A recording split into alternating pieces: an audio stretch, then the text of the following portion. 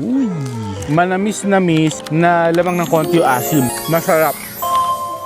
Season na naman ng kakao sa Upland, Cavite. At itong panahon na ganito na, pitasin na sila.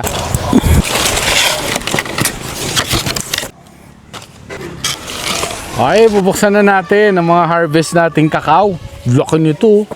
Yung sa mukha ko. Tingnan natin, sana maganda. Woo! Yan, ayan na yung meats. Marami akong napanood na version ng paggagawa nila ng tableya. Pero ang version ko, yung alam ko. At ang proseso ay nagsisimula sa sup-supan.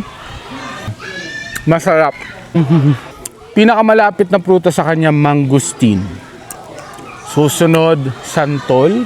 Pero mangustin talaga. Manamis-namis na lamang ng konti yung asim. Ganyan siya, oh. Pag wala na yung lamukot tawag namin, ito na yung seed.